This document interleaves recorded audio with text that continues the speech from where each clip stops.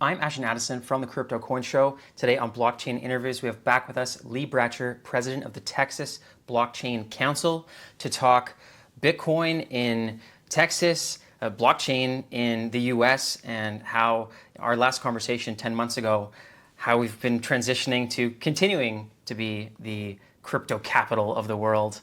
And Texas is at the forefront of that. Pleasure to have you back, Lee, and excited for this discussion. Yeah, Ashton, thanks for having me on. Yeah, so much has happened in 2025, and the capital continues to pour into one of the greatest returning assets of all time, Bitcoin. Institutions are only getting further involved with more digital asset treasuries, ETFs, leading up to the tokenization of the stock market and everything moving to blockchain. We can get into all of that. I would love to start off as a refresher for those who didn't see our first interview or need to know a little bit more about Texas Blockchain Council, on what you and the council have been working on, and then we can dive into what sort of happened in the last 10 months.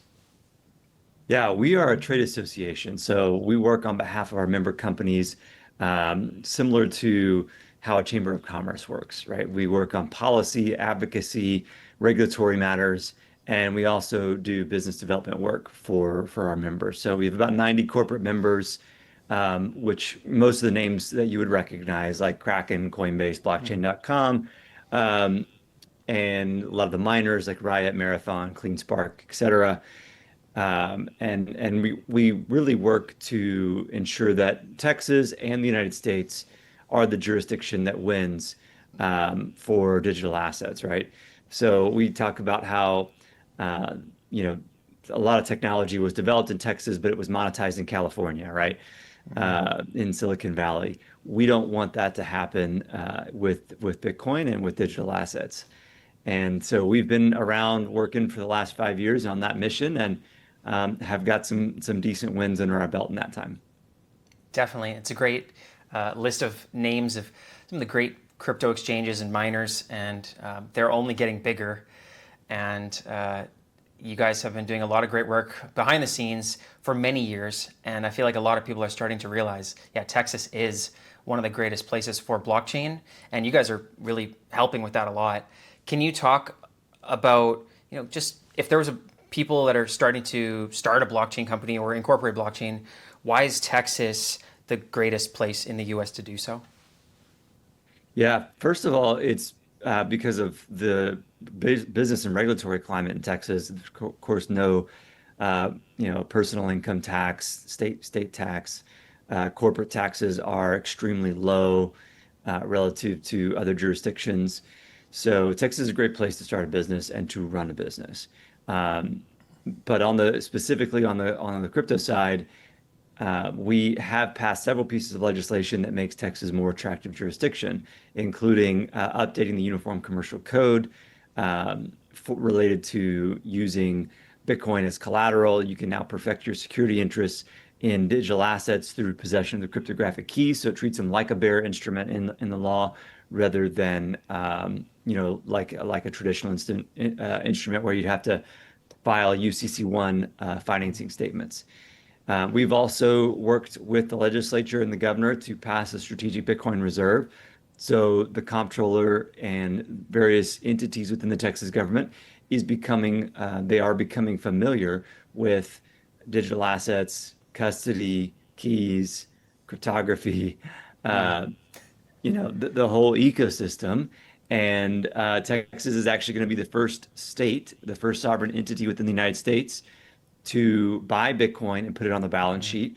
There's been a $10 million allocation, which of course is a very small amount of money for a state the size of Texas. It's 0.00430, of the state's budget. So it's of course small for the state, but strong signal, right? When you have a state actually investing in it, putting on the balance sheet. And so Texas would be similar to like El Salvador and Bhutan in that sense, that we're um, gaining a great understanding of this savings technology that is Bitcoin, and the rest of the industry certainly as well. Definitely. That's super exciting because we know that there's now the federal Bitcoin reserve, but they didn't actually buy any Bitcoin. They just like had Bitcoin that was confiscated, and they're like, let's just officially call this the reserve. But they've yet to actually buy some. So if Texas can actually put new cash into Bitcoin, that would be exciting. And I can imagine that would be a domino effect for some of the other states as well. And a green flag, like, hey, let's go. We don't want to be left behind. And you mentioned there about, having to learn the cryptography. It's like a whole nother world with the technology from the infrastructure that they might be used to in the stock market and traditional instruments. There's always those technical barriers to entry. How has that been going since, before our last conversation was before 2025, now with the new administration putting all these green lights in and everyone going, how do you see these bodies adapting to actually understanding the new technology? Has that been a big barrier to entry, or is it more just the legislation of getting it in place?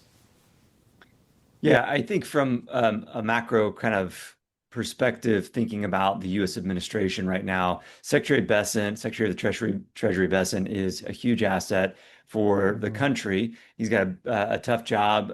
He's got to sell a lot of U.S. Treasury bonds, but he understands digital assets. He understands stablecoins and Bitcoin and the whole ecosystem. And then, of course, SEC Chairman Atkins is another champion for the democratization of finance, right? I'm not going to say he's a champion for crypto because he's a regulator. He's not championing one technology over another, but he's a champion for clear rules of the road and for protection, investor protections that lead to kind of innovation and not stagnation. So that's from the U.S. level. And then when you think about it, kind of at a state level, our comptroller is currently Controller Kelly Hancock. He and his staff are working. They've just submitted an RFI, request for information, to various companies in the ecosystem. Companies are responding to that RFI with questions around qualified custody, liquidity providers, insurance, tax and reporting. So I would say they're not quite yet there from the education perspective, but they know what questions to ask, and they will very quickly get there.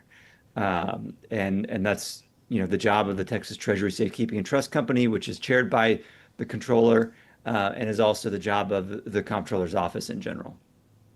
Definitely.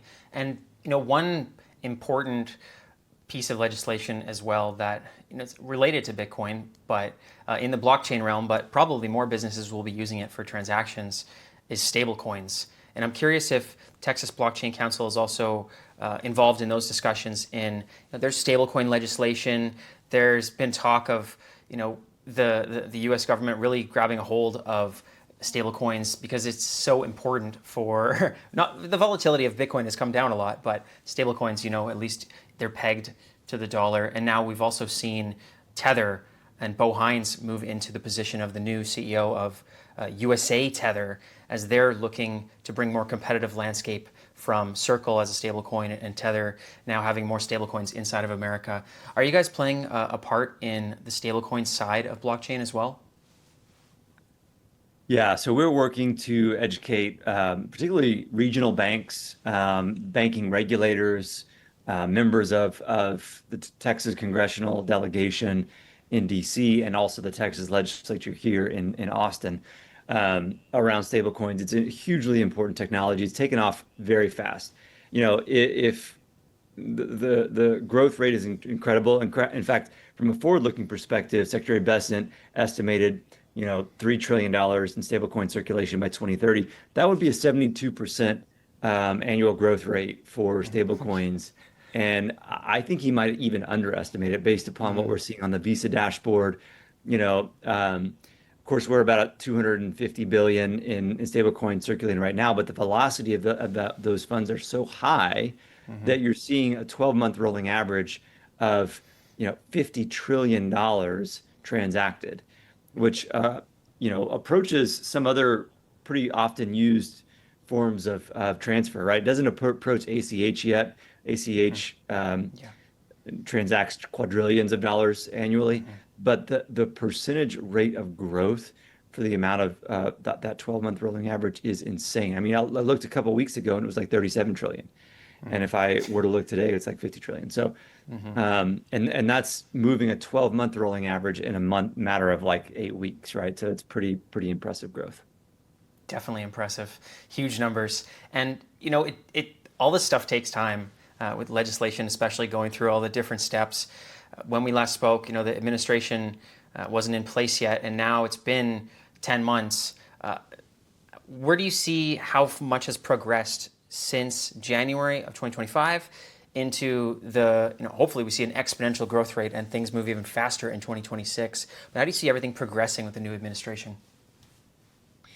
Yeah, I think the administration has done a lot of things right, including, I mean, in particular, and I've already mentioned this, but Secretary Bessent and SEC Chair Adkins are just incredible, um, champions for innovation, as we've already discussed. We need a CFTC chairperson right now. Acting chair Pham is doing a great job, but we need someone in that seat pretty quick. So hopefully, it's unfortunately not going to be Brian Quintins. We had hoped it would be, but they've got another great candidate lined up. So let's make sure that happens in the next couple months. Get him confirmed, him or her confirmed, and then we got to avoid any like of the uh, shooting ourselves in the foot as an industry, right? We cannot Mm-hmm. have an FTX. We've got to Mm-hmm. call out, even the president himself and say, hey, we love that you're embracing digital assets, but the Trump meme coin was a bad idea. And I think we need to collectively as an industry say that's fun. Mm-hmm. We're glad that you're getting into the industry, but that was not your advisor steered you wrong on that one in particular. Uh-huh. And I think more people should be willing to say that. Yeah, I agree. And maybe having those little sandbox and innovative zones where you say, "Hey, this is for fun," and this isn't going to be the next Bitcoin, but let's do it. Maybe having a little bit of those disclaimers in there. It's the innovation that's happening in crypto. There's a lot of this stuff happening, but people have to, especially if they're just getting involved, and maybe that's the first coin they ever bought before Bitcoin. They don't really understand what they're getting into, and they think it's a 10-year long hold, and they bought the top, and now they're down, and maybe it'll take a while to get back up. But I see Trump and the Trump family working on a lot of different innovations with the World Liberty Fi and also the American Bitcoin. And I'd be hard pressed not to talk about Bitcoin mining in Texas, since it is like the leader by far in the States. And I know you guys are heavily involved with it as well. Can you give an outlook on Texas Blockchain Council, how you're involved with Bitcoin mining, how Bitcoin mining is doing in Texas compared to the US and the world? Yeah, Texas has about 17%, 17, 18% of the global hash rate and nearly half of the US hash rate. And if you look at as a share of number of megawatts operational in by public companies, it's actually over half of the US hash rate. Texas is going to be the next boom for data centers in general. That's going to be Mm-hmm. Bitcoin mining, that's going to be AI, compute, training, inference, all those things for a lot of reasons, right? We have a lot of space, we have a lot of energy, we have a lot of stranded energy because of the geographic Mm-hmm. dispersion of the state.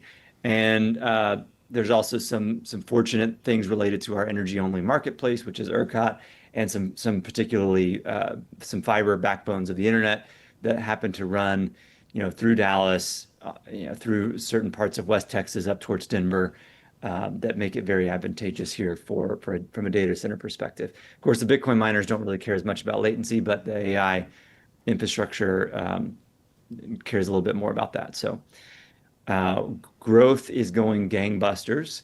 Energy grids are typically used to growing about 1% a year. Mm-hmm. The Texas energy grid is growing far faster than that, closer to 6, 7% a year.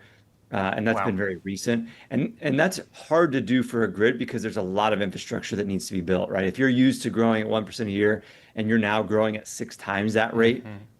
very difficult, very challenging.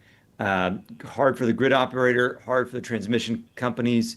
Um, it's hard for people to not get enough steel in the ground from Mm-hmm. transmission perspective, substations, even down to the transformer level. There's just a shortage of all that equipment.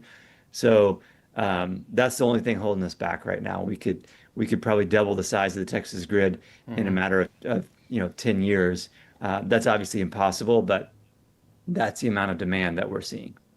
Yeah, it's crazy the amount of growth, and especially in Texas, no, in Amarillo is where they've announced the super AI warehouses to develop the more grids there, and I feel like everyone is underestimating the amount of power that's required because now that everybody is using AI all day, every day for their work.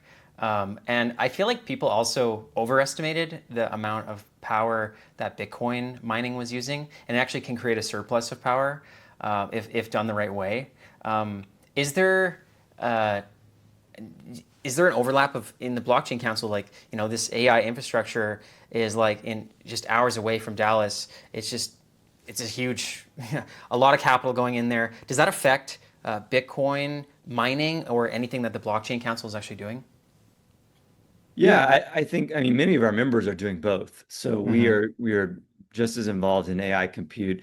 It's the same regulatory bodies. We're working with the Public Utility Mm-hmm. Commission. We're working with ERCOT and the legislature, keeping our finger on the pulse there. So um, it's a little bit different of a load profile, um, and a little bit different of a tier one versus tier four data center type of situation. So Mm-hmm. the capex is 10x or more Mm-hmm. higher than for a Bitcoin mine. But Mm-hmm. other than that, it is about land and power, and it's about energy, and um, that's all the same. And so we're able to use our expertise that we gained from the Bitcoin mining side to help with our members on the AI compute side too. Mm-hmm. Really cool. Yeah, I'm looking forward to seeing all the growth that's happening so fast. Like, as you said, 6 to 7 times what was expected and what it was before. It's like, how do you keep up? And AI is just getting so good that in every every 6 months to a year, it's like 10 times better. I can imagine 5 years from now where we'll be with AI and with digital assets. It's really only been like a year that the administration has been pro crypto and getting involved with it, and we're already seeing, trillions move into Bitcoin over the last 2, 3 years, and that's starting to trickle into other digital assets. So it's a very exciting time. Absolutely. Yeah, it is exciting. And I think, one of the things that we'll see more of is the traditional finance industry merge with the Mm-hmm. digital asset industry. We're having the North American Blockchain Summit next week, and Kevin Kennedy's executive vice president at NASDAQ is coming to talk about their digital asset strategy, their tokenization strategy. Even SEC Chair Atkins is talking about it and sending out in memos to the entire SEC staff. So in 5 years, there will be a significant transition, and it won't just be 5 years from now. It'll be on a spectrum between now and 5 years from now, where we Mm-hmm. see a significant number of financial products move to blockchain rails, and those assets will be traded 24/7 globally. So that's Mm-hmm. tough from a regulator's perspective. There's a lot of work that needs to happen between now and then. But that is the trend. And I think we'll see private equity become more liquid. We'll see public equity become more liquid, Mm-hmm. with lower fees and more democratization. Now, with that comes challenges from a regulatory perspective, and a technical infrastructure perspective. Those things will be solved. But it only slows the inevitable, if you will. Mm-hmm. Yeah, it's there's a lot of parts to work out in a TradFi infrastructure that has been going for nearing a century, and but with the introduction of the Texas stock market as well, eventually here, I feel like they should just start by not having to rebuild the plane while it's flying. Maybe build it blockchain first with that T0 settlement and cheaper, faster, using all the technology they can from digital assets. Yeah, they are certainly considering, the digital first model at the Texas Stock Exchange. They're not going to build on blockchain from day one, Mm-hmm. mostly because they're going to launch very soon, and the Mm-hmm. regulatory, work as far as with the SEC and the exchanges and the broker dealers is just not quite there yet. Of course, the technology's there; they could do it, Mm-hmm. but that's probably going to be a couple years down the line before they transition fully. But I would be shocked if we didn't see some tokenized assets trading tokenized equity trading pretty quickly on NASDAQ and Texas Stock Exchange, and probably into the New York Stock Exchange as well. Yeah, no, it's very exciting, and yeah, I could only hope that they'd go all blockchain first, but I know it's a little immature for that. But I can imagine over the next few years it's going to be there because there are clear advantages, cost and speed and everything else. So I'm excited to see that transition. And you mentioned there about the North American Blockchain Summit. I did go last year when you guys were holding it in Dallas, and it was an amazing event with some huge speakers as well. And it's coming up in the beginning of October here again. Can you talk a little bit about? You mentioned some of the speakers and topics, but I feel like there's a lot to be talked about with the Bitcoin mining, the infrastructure, the stock market, and importantly, tokenizing all of the traditional financial assets that are in the US. Yeah, we will certainly will be talking about that. We have panels about capital markets moving on chain. We have panels about AI and Bitcoin mining infrastructure. Certainly, even some fun panels with people like Emmitt Smith and Terrell Owens, who are former Cowboys players and NFL Hall of Famers, Nice. talking about this kind of stuff too. So we're excited about it. It's our flagship conference. Takes place in the fall every year. This year it'll be at the Bush Presidential Center like it was last year. We've done it in Austin several times, in DFW several times. So this will be the 5th year for the event. That's incredible. I can leave a link to the Texas Blockchain Council, everything that the council is working on in the show notes below. I'll also leave a link to the North American Blockchain Summit. You can check out those speakers and topics, and I'll see you at the event because I'm definitely going to be there again because it was awesome last year. And I'm wishing you and the team all the best on the event and the council and the legislation, the Texas stock market and everything. And thank you for putting so much effort towards making Texas the greatest state for crypto and in general in the US. And I really appreciate your time, Lee. Yeah, thanks, Ashton. Appreciate it.